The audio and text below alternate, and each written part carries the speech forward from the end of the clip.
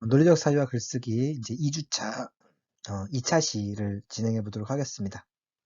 1차 시에서 이제 좀 상상하기에 집중을 했다면 2차 시는 이제 좀 해석이라고 하는 그런 부분에 대해서 좀 생각을 해보도록 할게요. 근데 이제 해석도 마찬가지예요. 1차 시에서 우리가 다양한 어떤 시선과 다양성, 다양한 관점이 중요하다고 이야기를 했었는데 해석할 때도 역시 다양한 해석이 가능하다는 거예요. 근데 우리가 뭐 중고등학교 때는 해석을 할 때 뭐 정해진 답들을 찾아가는 방식으로 조금 이렇게 음, 항상 해석을 했던 것 같은데 대학에 왔으니까 이제 여러분 나름대로 해석하는 방식들이 존재한다는 것, 그런 것들에 대해서 좀 생각을 해보도록 합시다.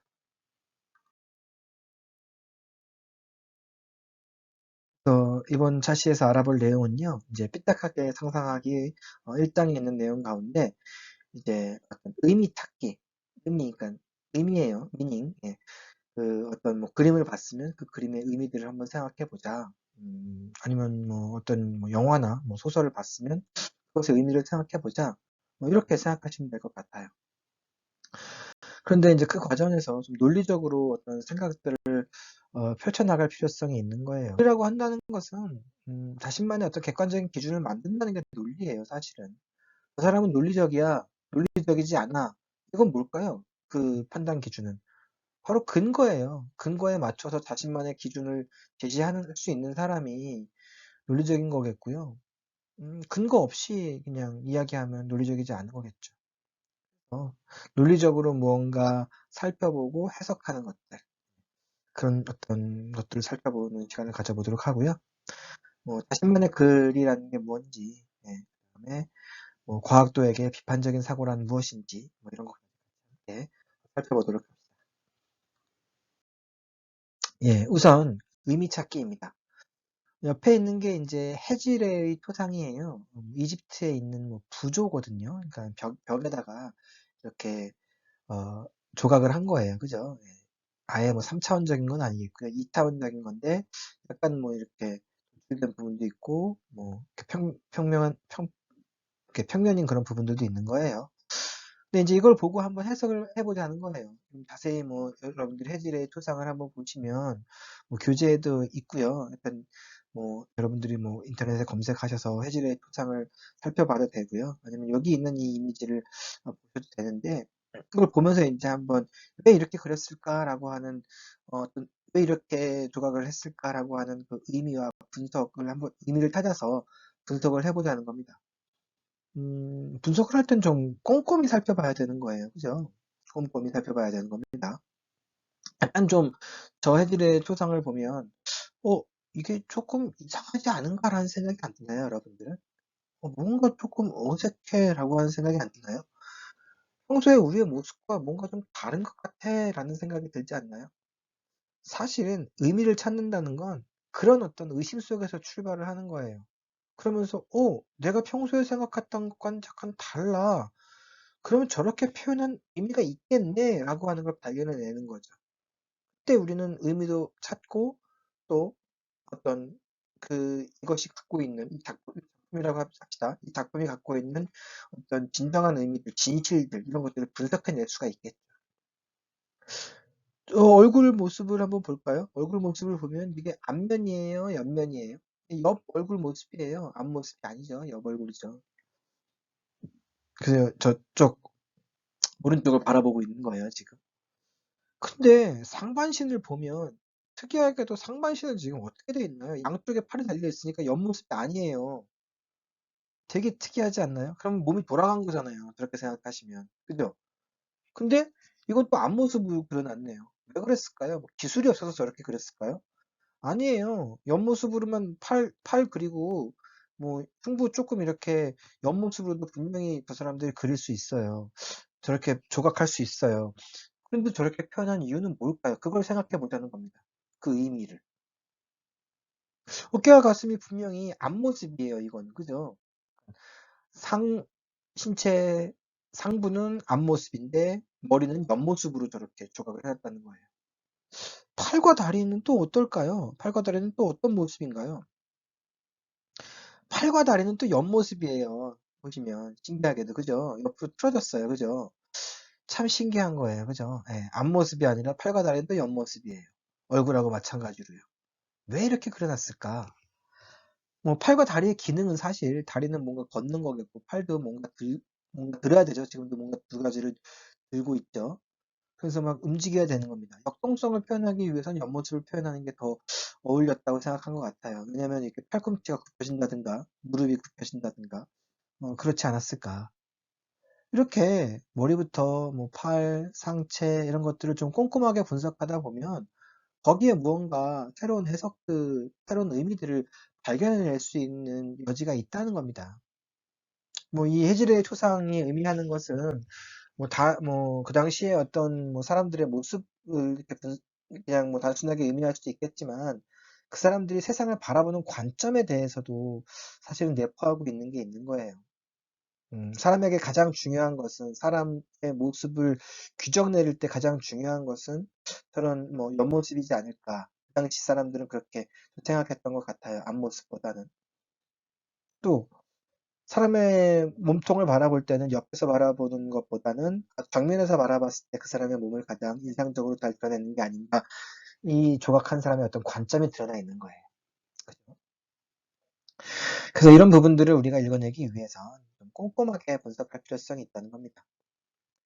우리가 이제 중간고사 이후에는요, 뭐 이제 감상문을 작성한다든가 아니면 뭐 나와 관련된 이야기가 아니라 세계와 관련된 이야기에 대해서 발표를 한다든가 뭐 세계의 어떤 모습에 대해서 여러분들이 뭔가 평가를 내리는 그런 글들을 쓸 텐데 그때 우리가 단순하게 이렇게 조금 다른 사람들이 써놓은 글들을 모방하기보다는 뭔가 나름대로의 어떤 기준을 갖고 좀 분석을 해내려는 것들 그리고 꼼꼼한 시선을 갖고 이렇게 살펴보려는 그런 태도를 좀 가졌으면 좋겠습니다. 그렇다면 누구든지 자기만의 어떤 독창적이고 창의적인 어떤 의미들을 찾아낼 수가 있겠죠. 그런 의미에서 이제 요걸 잠깐 여러분들에게 보여드렸고요. 예, 다음은 이제 헤르메스와 어린 디오니소스라고 하는 그 작품인데요. 한번 좀 감상해 보시기 바랍니다. 어떤가요? 이거 그림을 이 조각을 보면요.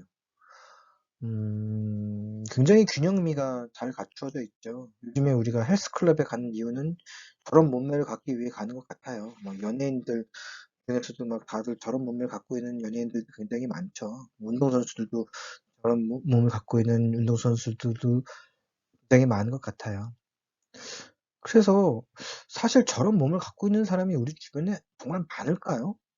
주변을 둘러보면 뭐 저도 그렇지만 저는 절대로 저런 몸을 한 번도 가져본 적도 없고요. 그렇게 많진 않아요. 이상적인 몸이에요. 그죠? 예, 이상적인 몸을요. 그리스인들은 생각한 거예요. 그래서 의미를 찾아낸 거죠. 그래서 군더더기 없는 저런 몸을 만들어낸 거예요. 실제로는 존재하지 않았을 수도 있어요. 그리스 시대에 많은 사람들이 저런 몸을 갖고 있지 않았을 텐데 사실은 조금 더 군살이 있을 수 있고요. 아니면 조금 더 여유였을 수도 있는데 저렇게 이상적인 몸을 만들어 놓고 그걸 표본으로 이렇게 삼은 거예요. 스스로 의미를 찾아가는 거죠. 인간은 조금 그런 것 같다는 생각이 들기도 합니다. 그래서 이상적인 어떤 표본을 만들어 놓고 거기에 자신들을 맞춰가는 게 인간인 것 같아요. 글쓰기에서도 저는 그게 굉장히 중요한 것 같아요. 뭔가 어떤 의미들을 찾아가는 것들. 자기가 정해놓은 어떤 규칙들과 규범들과 표본들이 있을 거예요. 근데 거기서 조금 어긋나는 그런 부분들이 있다면 그 부분에 대해서 이제 이야기할 수 있는 거예요. 좀 더 쉽게 이야기하자면 이제 감상문을 쓸 거예요. 예를 들어서 여러분들이 어떤 가수를 좋아해요. 아이유라는 가수가 있다면 아이유의 어떤 음색이라든가 뭐 노랫말이라든가 뭐 어떤 뭐 그런 것들이 뭐 좋다라고 이제 자기가 판단을 내렸을 거예요. 어떤 면에서 좋다라고 해서. 자기 나름대로 그의 규칙을 만들어 냈겠죠. 아이유는 이 모습이 참 마음에 드는 것 같아.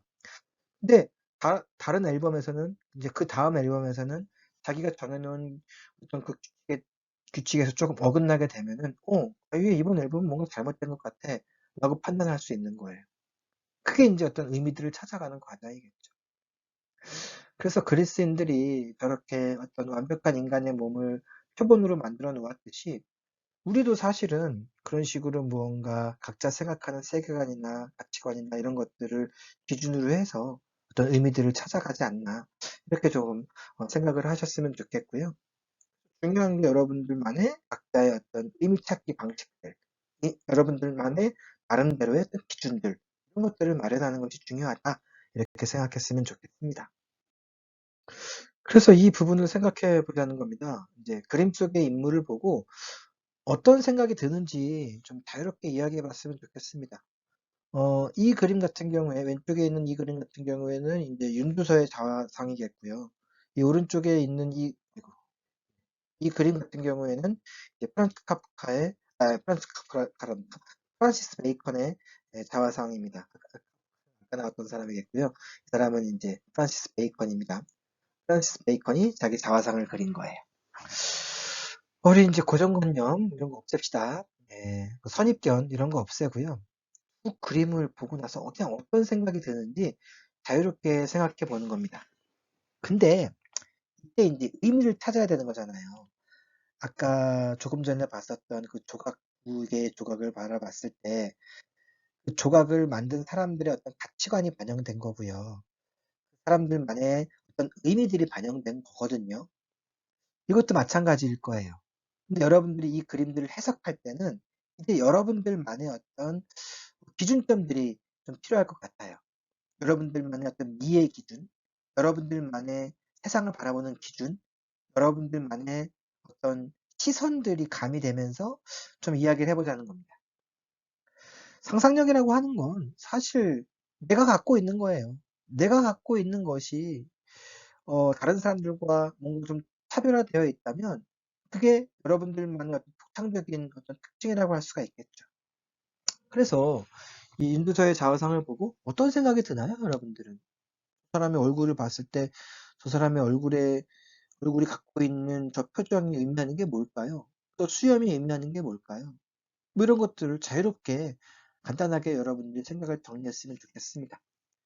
제가 예전에 이제 수업 시간에 이거를 여러분들에게 좀 생각해 보라라고 하면 어떤 학생은 뭐 너무 또 길게 써서 문제고요. 어떤 학생은 또 너무 짧게 써서 문제인 것 같아요. 그러지 마시고, 예, 그냥 뭐, 예, 아주 너무 길지도 않고 너무 짧지도 않게, 한 서너 줄 정도를 기준으로 해서 거기서 조금 더 쓴다든가, 거기서 조금 못 쓴다든가, 요 정도로 해서 자신의 생각을 표현하는 것도 괜찮습니다.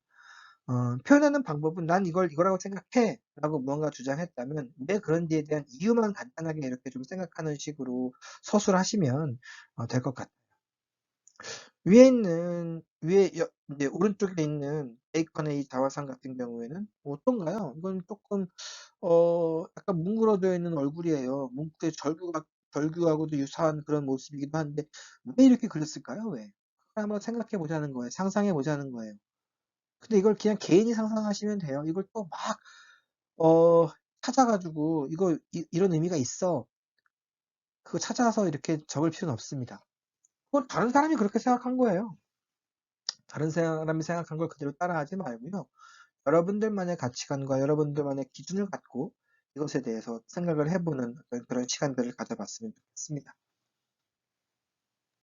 예, 논리적으로 생각을 넓힌다라고 하는 것은요, 어떤 자기만의 어떤 틀을 마련한다라고 생각하시면 될 것 같아요. 그래서, 저 사람이 논리적이야, 라고 한다는 것은 그 사람이 자기가 구축해 놓은 어떤 틀이 있는 거예요. 그 기준과 틀을 통해서 무언가 증명하고 근거를 제시하고, 근데 그 틀이 이렇게 어, 너무 좁으면 안 되겠죠. 우리는 그래서 사람은 성장하면 성장할수록 그 나의 어떤 논리적인 틀들이 더욱더 커지는 거예요. 나의 어떤 경계가 더욱더 넓어지고 그 경계에 국한돼서 우물 안에 갇혀 있지 않고요. 우물 밖으로 나오고 또 다른 세상 밖으로 나오고 그런 거겠죠. 논리적으로 그렇게 생각을 넓혀 나갈 때 아마 뭐 여러분들의 어떤 창의적인 어떤 성과물들은 충분히 마련될 수 있고요. 아마 여러분들 더욱더 발전할 수 있는 그런 부분들이 있겠죠. 그렇게 하기 위해서는 어떤 의심이 조금 필요한 것 같아요. 그러니까 의심이 막, 뭐 나쁜 건 아니에요. 저거 왜 저럴까라고 하면서 호기심이라고 생각하시면 될 것 같아요. 저거 어떤 부분에서 저럴까? 막 이렇게 한번 생각해 보는 겁니다. 예를 들어서 우리 교재에서는 자연수는 정말 자연스러운 수인가라고 하는 질문이 있어요. 자연수 있죠? 예, 1, 2, 3, 4, 5. 이게 정말 자연스러운 수일까라는 거예요. 왜 저걸 자연수라고 했을까? 사람은 자연수부터 먼저 알게 될까? 어린아이가 태어나면 하나, 둘을 셀까요? 하나, 둘을 세기 전에 많고 적음을 알지 않을까요? 거기서 그런 의심에서 출발을 하는 겁니다. 만약에 뭐 집에 어린아이가 있는데 얘가 뭐 과자 하나, 사탕 두 개 이렇게 맨 처음 세진 않을 거예요. 근데 사탕이 10개 있는 것과 하나 있는 것을 비교할 수는 있을 거예요. 10개 있는 게 더 많다는 거를 애초에는 알고 있을 거예요. 그죠? 시각적으로 보이잖아요. 저게 많다라는 거. 그런 면에서 한번 이 자연수가 과연 자연스러운 수일까라는 어떤 의심을 해볼 수가 있는 거겠죠. 그래서 우리 교재에 있는 내용을 잠깐 좀 살펴보도록 합시다. 우리 교재에는요, 이제 탑 위의 새 이야기가 하나 있습니다. 그래서 어떤 거냐면, 10m짜리 어떤 탑이 있어요. 그 꼭대기에 이제 새가 둥지를 틀고 있는 거예요. 근데 이 탑엔 1층에 단 하나의 출입구만 있어요. 탑 꼭대기에 오르려면 그 출입구로만 들어와야 되는 거예요. 뭐 밖에서 날아올 수도 없고요. 탑 바깥에서 기어오를 수도 없는 거예요. 그래서 새는 이제 그 출입구만 감지하면 되는 거예요. 그래서 그 출입구를 통해서 누군가가 이제 올라오는 것을 쭉 파악한다는 거겠죠. 이제 농부가 이제 그 탑 주변에 살고 있는 농부가 탑을 보니까 위에 새가 있어요. 근데 저 새를 잡고 싶은 거예요. 갑자기 잡고 싶은 마음이 생겼어요. 그래서 농부가 이제 출입구로 탈감탈감 몰래 들어갔어요. 근데 새가 이렇게 보니까 누가 이 출입구로 들어와요. 그러니까 새는 날아가 도망가 버려요. 그죠? 그래서 이제 새 둥지까지 왔다가 오니까 새가 없으니까 다시 농부가 나가죠. 내려가죠. 출입구를 통해서 다시 나가니까 그때서야 이제 새는 다시 또 돌아온다는 이야기입니다. 근데 이제 농부 한 명이 그렇게 했어요. 농부가 이제 또 머리를 썼어요. 그러면 새가 하나 둘을 못 쓸 테니까 둘이 올라가서 하나가 숨어 있고 한 사람만 내려오면 어떨까라고 했어요. 그래서 두 사람이 함께 올라가서 한 사람은 둥지 근처에 숨어 있고 한 사람만 내려왔어요. 근데 새는 영리했어요. 속지 않았어요. 그렇다고 새가 두 명이 와서 한 명이 나갔으니까 이때의 일은 일이야 라고 생각했을까요? 그거 같진 않아요. 계속 실험했어요. 근데 5명이 올라갔다가 4명이 내려오니까 새는 둥지로 돌아왔대요. 왜 그랬을까요? 아까는 2분의 1이었으니까 극명한 차이를 보였겠죠. 근데 5분의 1이에요. 그러니까 이게 별로 눈에 띄지 않는 차이라는 거겠죠. 그러니까 새는 어쩌면 뭐 숫자 1, 2, 3, 4, 5, 그러니까 한 개, 두 개, 세 개, 네 개, 다섯 개 이 개념으로 무언가 사물을 세는 게 아니라 부피, 비례로 세는 게 아닐까라는 생각을 할 수가 있겠죠. 새도 그렇게 분명히 무언가 어, 어떤 숫자 개념이 있을 거예요. 그런 식으로라도. 근데 인간도 마찬가지일 거예요. 우리 집에 이제 아이들이 있긴 한데 이 아이들한테 숫자를 가르, 가르치기 전에 그다음에 뭐 1, 2, 3, 4를 가르치기 전에 이 아이들이 어떤 비례로 어, 눈앞에 내 거보다 많아라고 하는 것을 직감적으로 알더라고요. 그렇다면 오히려 더 자연스러운 수는 그런 비례와 관련된 수일 수 있다라는 게 이 이야기가 담고 있는 겁니다. 그럼 우리가 의심해 볼 수 있는 거예요. 어, 자연수는 그럼 그렇게 처음부터 애초에 알고 있는 자연스러운 수가 아니네. 오히려 비례와 관련된 유리수가 더 자연스러운 수다라는 생각을 할 수가 있는 거겠죠. 그래서 자연수라고 하는 것도 역시 어찌 보면 추상화 과정, 그러니까 인간이 만들어낸 거예요. 의미를 만들어낸 거겠죠. 1을 하나라고 하고 2를 두 개라고 하고 3을 세 개라고 하자라고 하는 그 과정이 추상화 과정이라는 거예요. 그걸 통해서 형성된 거지 지극히 자연스럽다는 건 아니라는 거겠죠. 그러니까 그 새의 입장에서 혹은 우리 집에 있는 아이들의 입장에서 자연수보다는 비율이라든가 비례와 관련한 그 수, 그게 바로 유리수예요. 분수. 유리수를 먼저 인지했을 가능성이 있는 거예요. 그래서 외계인들은 자연수 개념이 없을 수도 있는 거예요. 만약에 자연수 개념보다는 유리수의 개념이 있을 수 있는 거겠죠. 그렇게 좀 생각해 봤으면 좋겠습니다. 그러니까 논리적으로 좀 생각을 넓혀가고 의심하고 새로운 해석들을 할 수 있는 거예요. 이렇게. 예. 뭔가 기존의 고정관념에 대해서 새로운 해석들. 그렇게 하려면 자기만의 틀을 만들어라. 그리고 의심을 해봐라. 그 기준에 맞추어서 무언가 자신의 생각을 펼쳐봐라. 라는 거겠죠. 그래서 2차 시 앞에서 봤던 그 조각을 만들었던 그 사람들은 역시 다 자기만의 어떤 기준과 시선을 갖고 조각을 하고 세상을 해석을 한 거겠죠. 그래서 오늘 이렇게 의미 찾기에 대한 이야기를 하는 이유는 이 자기만의 글로 쓴다는 것을 좀 강조하기 위한 겁니다. 그러니까 여러분들만의 글을 쓰셔야지 이 다른 사람이 쓴 글을 그대로 베낀다든가 뭐 여러분들만의 상상을 해야지 다른 사람의 상상을 그대로 가져온다든가 이런 것은 전혀 의미 있는 행동이 아니라는 거겠죠.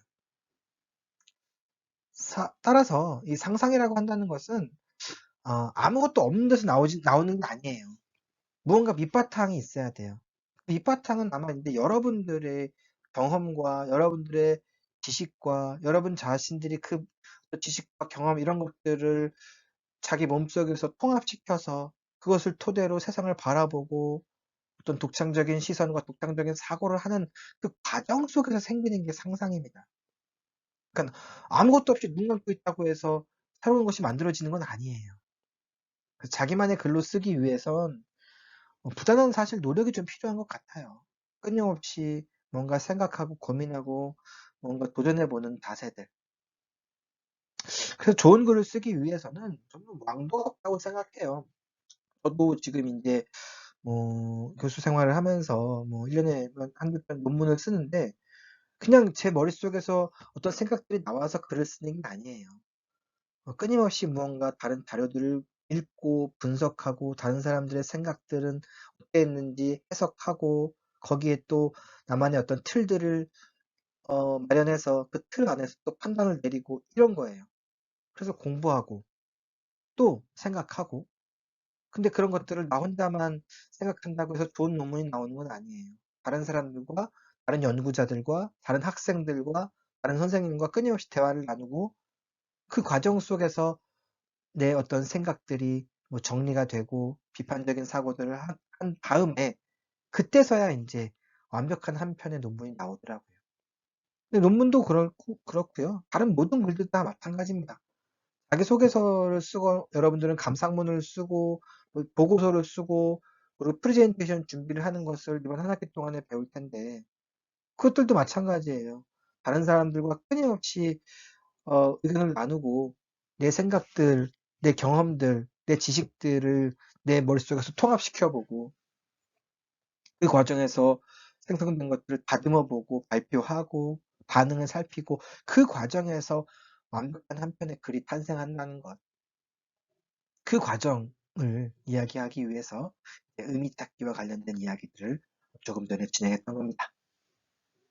예, 마지막으로 살펴볼 것은 이제 비판적 사고라고 하는 것에 대해서 좀 생각해 보도록 합시다. 비판이라고 하는 게 나쁘다라고 하는 어떤 선입견을 좀 갖고 있는데 비판이라고 한다는 것은 따지고 보면은 이제 좀 어떤 문제를 해결하기 위한 이제 어떤 기본 바탕이 되는 어떤 창의적인 발상이다라고 생각하시면 될 것 같아요. 문제를 찾아내는 거예요. 의심하는 거예요. 사실 비판이라고 한다는 것은. 근데 이제 인공지능은요, 인공지능이나 로봇이나 컴퓨터나 문제점을 찾는 데 초점이 맞춰져 있지 않고요. 문제를 해결하는 데 초점이 맞춰져 있어요. 컴퓨터가 원래 계산기에서 출발하는 거죠. 그러니까 문제를 해결하고 답을 찾는 것에 초점이 맞춰져 있는 게 인공지능이라면 반대로 인간은 무엇이 문제인가에 대해서 문제를 찾는 거예요. 그 문제 찾기에 초점이 맞춰져 있는 게 인간의 어떤 지능이고 인간의 뇌예요. 인간은 어떤 학습을 통해서 배운 경험 혹은 지식 이런 것들을 통해서 자신만의 무언가 가치관들을 만들어낸다는 거예요. 그래서 그것을 그 자기만의 어떤 가치관 틀을 통해서 이게 뭔가 잘못된 부분이 있네라고 이제 의심하는 것들 그리고 문제를 찾아내는 것들 그게 인간만이 갖고 있는 가장 중요한 특징인 거예요. 그래서 여러분들이 앞으로 어떤 분야에 진출할지는 모르겠지만, 만약에 이제 이공계열 학생들 같은 경우에는 분명히 인공지능이나 컴퓨터나 뭐 이런 어떤 로봇이나 이런 어떤 대상들과 함께 이 세계를 살아갈 가능성이 매우 높은데요. 그때 여러분들이 우위를 점하기 위해선 문제를 찾는 여러분들의 능력을 조금 발휘해 봐야 되지 않나, 그런 생각이 듭니다. 그래서 뭐 이공계열 학생 혹은 과학도 학생들에게 가장 중요한 것은, 또 그뿐만 아니라 미래를 살아가는 여러분들에게 가장 중요한 것은 비판적인 사고를 할 수 있는 능력들, 문제를 찾아내는 능력들, 그 문제를 찾아내서 해결하고자 하는 의지, 이런 것들이 필요하다는 것을 강조해 봅니다. 예, 이제 2차 시 강의를 마치면서요, 2주차 2차 시예요. 오늘은 뭐 의미 찾기라든가 논리적으로 생각 넓히기에 대해서 간단하게 좀 살펴봤습니다. 중요한 것은 이제 여러분들이 어떤 비판적인 사고를 갖고 문제를 발견해내는 어떤 능력들이 필요하다는 거예요. 우리가 주어진 문제를 그냥 푸는 것은 인공지능 혹은 로봇도 할 수 있는 일이고 있고요. 인간이라면, 적어도 미래 사회를 살아갈 인간이라면 이제 문제가 무엇인지 찾아내고 자신만의 틀, 기준 안에서 그 문제의 답들을 찾아가는 과정, 이게 필요한 거겠죠. 그런 이야기들을 이번 타시에 진행해 보았습니다. 온라인 강의가 다소 뭐 어려운 부분이 있다면, 이해가 되지 않는 부분이 있다면, 언제든지 궁금한 부분이 있거나 그런 부분이 있다면 질문을 해주시기 바랍니다. 혹은 뭐 개인적인 의견을 나누고 싶다면 언제든지 연락이 가능합니다. 메일, 전화, 그리고 연구실 방문 모두 가능하니까, 뭐 저에게 뭐 두려움 갖지 말고요. 편하게 저에게 연락을 취하셨으면 좋겠습니다. 예, 이상으로 2주차 2차 시 강의를 마치겠습니다.